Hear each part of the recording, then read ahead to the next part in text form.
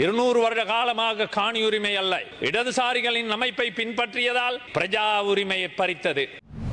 என்னுடைய சமூகமாகிய மலையக சமூகத்தை எடுத்துக்கொண்டால், என்னுடைய சமூகத்தின் வரலாற்று பின்னணி என்பது 200 வருடங்களை கொண்ட ஒரு வரலாற்று பின்னணியாகும். 200 வருட வரலாற்று பின்னணியிலே அன்று எவ்வாறு வெள்ளையர்களால் இங்கு கங்காணிமார்கள் நூடாக ஏமாற்றி கொண்டு வரப்பட்டார்களோ அதே நிலைமையில்தான் இன்றும் இந்த 21ஆம் நூற்றாண்டிலே என்னுடைய சமூகம் அந்த மலையகத்திலே வாழுகின்றது. எவ்விதமான உரிமைகளும் இல்லாத சலுகைகளின் கோட்பாட்டின் கீழ் ஒரு இலைமறை காய்களாக வாழக்கூடிய ஒரு சமுதாயமாகவே என்னுடைய சமுதாயம் இருக்கின்ற அதே சந்தர்ப்பத்தில் அடிமை நிலைமையில் இருந்து மீண்டு மலையகத்தை மறுமலர்ச்சி யுகத்திற்கு இட்டு செல்வதற்கான ஒரு கூட்டமாக இன்று, அதாவது தேசிய மக்கள் சக்தியோடு களமிறங்கி தேசிய மக்கள் சக்திக்கு வலுவூட்டி வெற்றி பெற செய்து அதனோடு பயணிப்பதற்கு அணிதிரண்டிருக்கின்றார்கள்.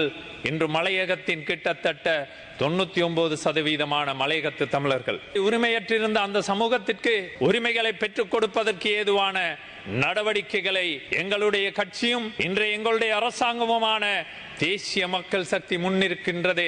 தோளோடு தோள் நிற்பதில் எங்களுடைய அரசாங்கம் பின் நிற்க போவதில்லை என்பதை இந்த கௌரவ சபையிலே நான் தெரிவித்துக் கொள்கின்றேன். அதாவது எங்களுடைய சமூகத்திற்கு 200 வருட காலமாக காணி உரிமை அல்ல, அது மட்டுமல்ல, இந்த நாட்டிலே பாரிய, அதாவது வெள்ளையர்கள் இந்த நாட்டை விட்டு வெளியேறிய பின்னர் 1948ஆம் ஆண்டிலே ஐக்கிய தேசிய கட்சி ஆட்சி பீடம் ஏறுகின்றது.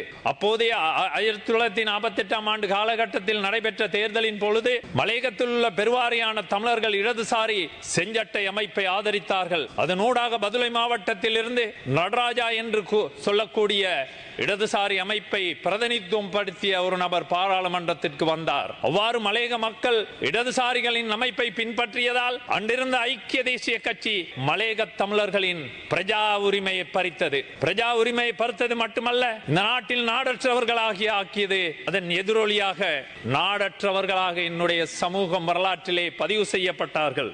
தேசிய ஒற்றுமையை கட்டியெழுப்புவதற்கும் தேசிய ஒற்றுமையினூடாக இந்த நாட்டில் உள்ள தமிழ் சிங்கள முஸ்லிம் மக்களின் நலனை மாத்திரமல்ல அவர்களின் வாழ்வியலை மேம்படுத்துவதற்கு தேசிய மக்கள் சக்தியாகிய நாங்கள் கடமைப்பட்டிருக்கின்றோம். 157 வருடங்களாகவும் பெருந்தோட்டத்திலே தேயிலை தொழில்துறையில் இருக்கக்கூடிய என்னுடைய உறவுகள் நாள் கூலிகளாக இருக்கின்றார்கள். நாள் கூலி திட்டத்தை மாற்றியமைக்க வேண்டும். அதை மாற்றியமைப்பதற்கு தேசிய மக்கள் சக்தியாகி நாங்கள் தயாராக இருக்கின்றோம். அதாவது ஒரு காலத்திலே சம்பள நிர்ணய சபையினூடாக கொண்டு வரப்பட்டது பெருந்தோட்ட தொழிலாளர்களின் சம்பள பிரச்சனை தீர்ப்பதற்கு. 76 வருடங்களாக இந்த நாட்டை ஆண்ட பிற்போக்குவாத அரசாங்கங்கள் அதனை நிறைவு செய்யவில்லை.